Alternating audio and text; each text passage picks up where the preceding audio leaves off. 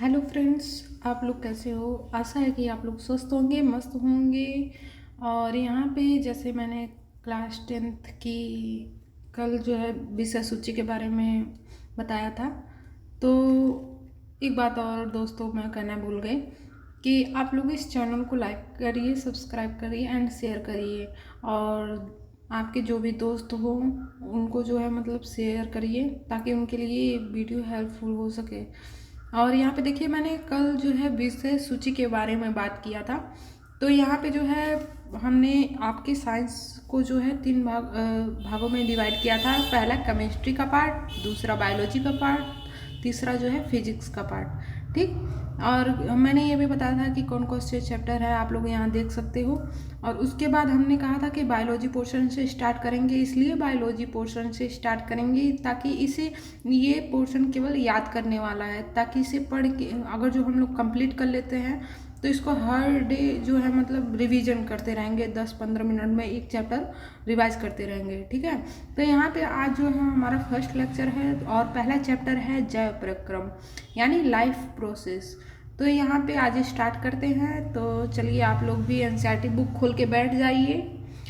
और एक बात और दोस्तों, आप लोग एनसीईआरटी बुक पहले पढ़ के आइए और साथ में लेके आइए और साथ साथ नोट बनाते चलिए ताकि आपको अच्छे से समझ में आए। और जहाँ न समझ में आए आप लोग कमेंट बॉक्स में ज़रूर कमेंट करिए ताकि मैं नेक्स्ट लेक्चर में आपके कमेंट को सॉल्व मतलब आपके जो प्रॉब्लम है उसे मैं अच्छे से सॉल्व कर सकूं।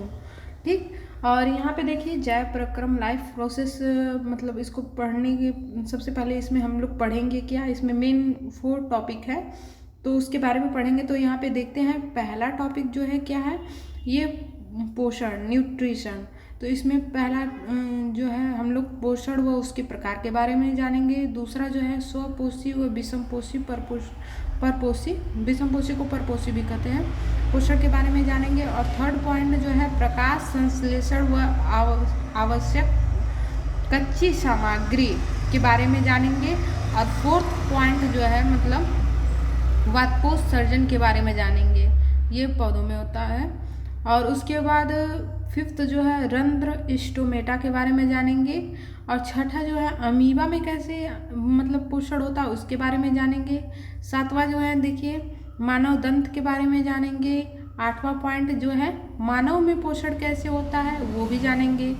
और जो अन्य जंतुओं में पोषण है उसके बारे में भी जानेंगे। और 10 पॉइंट जो है मानव में पाचन की प्रक्रिया क्या है उसके बारे में, वो भी एक क्रम से होता है, उसके बारे में हम लोग जानेंगे अच्छे से।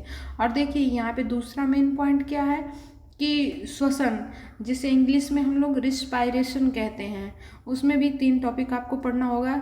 देखिए वायवीय श्वसन और अवायवीय श्वसन, आप लोग के एग्जामिनेशन की दृष्टि से ये सब काफ़ी मेन पॉइंट है। और देखिए दूसरा उसके बाद मनुष्यों में श्वसन कैसे होता है उसके बारे में भी जानेंगे। और इसके बाद थर्ड पॉइंट है कि फेफड़े के बारे में हम लोग जानेंगे। ठीक। और उसके बाद देखिए यहाँ थर्ड मेन पॉइंट है परिवहन यानी ट्रांसपोर्टेशन। ठीक है। और इसी को हम लोग कहते हैं कि परिसंचरण भी कहते हैं, जिसे सर्कुलेशन कहते हैं। ठीक। अब उसमें देखिए ये 8 पॉइंट है, इसके बारे में हम लोग जानेंगे। सबसे पहले पॉइंट जो है रक्त परिसंचरण तंत्र है, और दूसरा जो है लसिका तंत्र है, और थर्ड जो है रक्त वाहिकाएँ हैं। ठीक है। धमनी, शिरा व कोशिकाएँ हैं। ठीक। इसके बारे में जानेंगे। फिर फोर्थ पॉइंट जो है रक्त है। ठीक। और फिफ्थ पॉइंट जो है रक्त संगठन है। ठीक। और छठा पॉइंट जो है रुधिर व लसिका में अंतर। ठीक है। ये अलग अलग होता है, रुधिर अलग होती है, लसिका अलग होती है, इसमें क्या अंतर है उसके बारे में जानेंगे। और फिर जो है पादप में परिवहन, भोजन व जल का परिवहन, इसके बारे में भी जानेंगे। आठवां पॉइंट जो है मानव हृदय संरचना।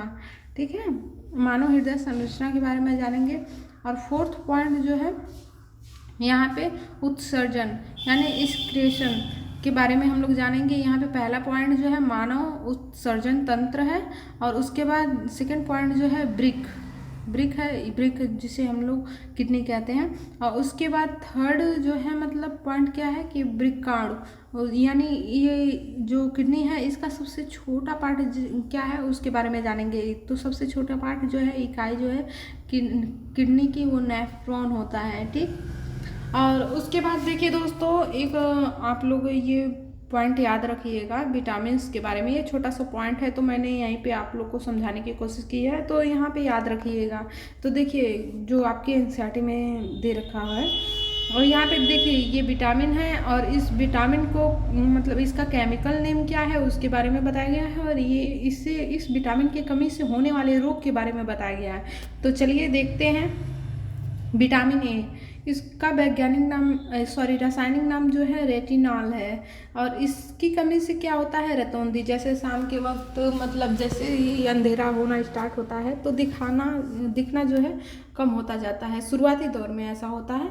और उसके बाद विटामिन बी को का रासायनिक नाम जो है थायमिन है, और इससे जो है वेरी रोग होता है। और विटामिन सी जो है इसका रासायनिक नाम स्कार्बिक अम्ल है, ठीक है, और इससे जो है स्कर्वी रोग होता है। और विटामिन डी कैल्सीफेरॉल, इसका केमिकल नाम कैल्सीफेरॉल है, और यहाँ पे इससे रिकेट्स जो है रोग होता है। और विटामिन ई टोकोफेरॉल, इसका केमिकल नाम है, और इससे बांझपन जो स्त्रियों में होता है, जिनमें बच्चे नहीं पैदा हो पाते हैं, उनमें होता है, ठीक है। हर ये भी देखिए कई तरह का बांझपन होता है, एक तरह का नहीं होता है, ठीक। और उसके बाद ये देखिए विटामिन के फिलिक्विनोन, इसे उच्चारण ऐसे करेंगे फिलिक्विनोन, ठीक। ये रक्त का थक्का नहीं जमने देता है। जैसे अगर जो बॉडी पे कहीं भी कट लग गया, अगर जो ब्लड निकलता है तो वो बंद नहीं होगा, काफ़ी समय के बाद भी बंद हो सकता है। जैसे जितना मात्रा रहेगी विटामिन की, अगर जो बहुत कम मात्रा होगी तो काफ़ी देर में वो रक्त जाके मतलब बहना बंद होगा, ठीक है। अगर जो नहीं होगा तो वो हमेशा बहता ही रहेगा, डॉक्टर की हेल्प की ज़रूरत होती है इसमें, ठीक है। और उसके बाद देखिए अब हम लोग अपने चैप्टर पे आते हैं, जैव प्रक्रम। तो सबसे पहले समझते हैं कि जैव प्रक्रम क्या होता है, ठीक है। जीवों के अनुरक्षण के लिए जिन प्रक्रमों की आवश्यकता होती है उन्हें हम लोग जैव प्रक्रम कहते हैं। अनुरक्षण मतलब एक सुरक्षित तौर पे मतलब जो लाइफ प्रोसेस है उसे जीने के लिए, ठीक है, जो प्रक्रम की आवश्यकता है उसे हम लोग जैव प्रक्रम कहते हैं, ठीक। आप लोग ये डिफिनेशन तो समझ गए होंगे। अब देखिए जैव प्रक्रम किस में होता है, तो जीव मतलब इसमें हमारे आसपास में देखिए कुछ सजीव होते हैं, कुछ निर्जीव होते हैं, ठीक। अब सजीव में क्या क्या होता है, श्वसन होता है, वृद्धि होती है, विकास होता है, पाचन होता है, जनन होता है। लेकिन ये सब चीज़ें निर्जीव वस्तुओं में नहीं होती हैं। जैसे आपके अगर जो एक कापी है, जनन की बात करते हैं, तो आप ऐसा तो है नहीं वो कापी बच्चा देगा तो नई कापी आपके पास आ जाएगी, ऐसा तो है नहीं, ठीक। तो ये सब चीज़ें जो मतलब ऐसा भी नहीं है कि आप कापी को कहीं रख दो तो वो जो है मतलब कहीं दौड़ के दूसरे रूम में चला जाएगा या आपके बैग से निकल के भाग जाएगा, ऐसा तो होगा नहीं। तो ये सब चीज़ें जो हैं निर्जीवों में नहीं होती है, जो सजीव वस्तुएं होती हैं उनमें होती है, ठीक। अब उसके बाद हम लोग अपने पहले टॉपिक पे आते हैं, पोषण के बारे में हम लोग बात करते हैं कि क्या होता है। देखिए जीवों द्वारा ग्रहण किए गए भोज्य पदार्थ तथा अन्य पदार्थों का पाचन करके उससे ऊर्जा का अवशोषण करके उसका उपयोग शरीर की वृद्धि और विकास में करना पोषण कहलाता है, ठीक। आपको ये डिफिनेशन समझ, जब हम लोग जैसे कोई भी चीज़ खाते हैं तो हमारे शरीर में अंदर जाता है, उसका पाचन होता है, और उससे जो है मतलब जो भी ऊर्जा बनती है तो हमारे शरीर का विकास होता है धीरे धीरे। देखिए जब बच्चा छोटा रहता है तो वो अच्छे से पहले खाना खाता है, ठीक है, खाना वो रेगुलर खाता है। उसके बाद उसके शरीर में खाना खाने से जो भी उसके अंदर ऊर्जा उत्पन्न होती है तो उसका उपयोग उसके बॉडी में ही होता है, जिससे उससे मतलब देखते होंगे एक बच्चे कैसे बढ़ते हैं, ठीक है। और उसके बाद उनका विकास भी होता है। तो ये जो प्रक्रम है वो पोषण के अंतर्गत आता है। और देखिए इसका दूसरा डेफिनेशन यहाँ पे ये दिया जा सकता है कि पोषण वह विज्ञान है जिसमें आहार मतलब वह भोजन द्वारा शरीर के अंदर पोषक तत्वों की पूर्ति होती है, ठीक है, जिसे वृद्धि व विकास होता है। ठीक, अब पोषक तत्व क्या है, जैसे कार्बोहाइड्रेट, प्रोटीन, वसा, विटामिन। अब देखिए कार्बोहाइड्रेट जैसे हमारे चावल खाने से मिल जाता है, प्रोटीन जैसे दालें खाने से मिलता है, ठीक है, और वसा जैसे घी वगैरह, ऑयल वगैरह खाने से होता है। विटामिन जैसे आप लोग नींबू खाते हो उसमें विटामिन सी मिलता है, चुकंदर खाते हो, शिमला मिर्च की सब्जी वगैरह जो भी हरी सब्जियां खाते हो तो इस शिमला मिर्च में भी विटामिन सी मिलता है। तो ये सब चीज़ें हरी सब्जियों में विटामिन सी मिलता है। तो ये सब चीज़ें जिन भोजन में रहती हैं उसे हम लोग एक संतुलित आहार कहते हैं। और दूध में भी जैसे कैल्शियम वगैरह पाया जाता है। ठीक, तो ये संतुलित आहार जब एक शरीर को दिया जाता है, जिसे वो कोई भी व्यक्ति हो, कोई भी जानवर हो, खाता पीता है तो उसके शरीर का विकास होता है, वृद्धि होती है। अब देखिए यहाँ पे भोजन के आधार पर जीवों का वर्गीकरण। ठीक, अब जीव को बांटा गया है। देखिए शाकाहारी जिसे हम लोग वेजिटेरियन कहते हैं, मांसाहारी नॉन वेजिटेरियन, और सर्वाहारी ओमनीवोरस। अब ये देखिए शाकाहारी जो मतलब मांस मछली नहीं खाते हैं उन्हें हम लोग शाकाहारी कहते हैं। कुछ जानवर भी होते हैं जैसे हिरन, ये सब हुआ। ठीक, और कुछ पक्षी मतलब बर्ड्स होती हैं वो भी शाकाहारी होती हैं। और यहाँ पे देखिए मांसाहारी, सॉरी पक्षियों को तो नहीं कह सकते हैं क्योंकि अधिकतर पक्षियाँ मतलब सर्वाहारी होती हैं। और लेकिन जैसे पक्षियों में देखा जाए तो पैरट्स, तोता जो है वो फल फ्रूट्स खाता है ज़्यादातर। और उसके बाद देखिए यहाँ पे ये सर्वाहारी में ओमनीवोरस में जैसे जो मतलब शाकाहारी भोजन भी खाते हैं और मांसाहारी, तो इसका एग्जाम्पल तो आप लोग मनुष्य ही दे सकते हो। ठीक है, मनुष्य। और उसके बाद पोषण के आधार पर जीवों का वर्गीकरण। पोषण के आधार पर जीवों को मुख्यतः दो प्रकार में मतलब विभाजित किया गया है। दो प्रकार के होते हैं, एक वो जीव जो स्वपोषण वाले होते हैं, एक परपोषण वाले। तो आइए देखते हैं कि स्वपोषण वाले कौन कौन क्या होता है। कि देखिए स्वपोषण जैसे आपको एक हिंट देती हूँ, जैसे पादप वगैरह में देखिए वो लोग किसी का ये नहीं होता है कि किसी का खाना लेके खा के किसी के द्वारा बनाया हुआ, ऐसा नहीं करते हैं वो लोग खुद ही भोजन बनाते हैं और खाते हैं। तो इसीलिए उन्हें स्वपोषण कहा गया। तो इसकी डिफिनेशन देखते हैं। जैसे कुछ जीवों में अकार्बनिक स्रोत, अकार्बनिक जैसे रसायन में होता है, एक कार्बनिक होता है एक अकार्बनिक जिसमें मतलब ये कार्बन और हाइड्रोजन से मुख्यतः बने होते हैं। और अकार्बनिक में जैसे आपका ये जल हुआ, कार्बन डाइऑक्साइड हुआ, ठीक है, तो ये सब अकार्बनिक स्रोत हुए। और जैसे अमोनिया भी आप लोग ले सकते हो। हाँ, तो यहाँ पे देखिए कुछ जीव जैसे अकार्बनिक स्रोत से कार्बन डाइऑक्साइड तथा जल के रूप में सरल पदार्थों द्वारा इन्हें मतलब भोजन प्राप्त करते हैं। यहाँ पे भोजन लिख लीजिएगा। सरल पदार्थों द्वारा भोजन प्राप्त करते हैं। इन जीवों को जो है हम लोग स्वपोषी जीव कहते हैं।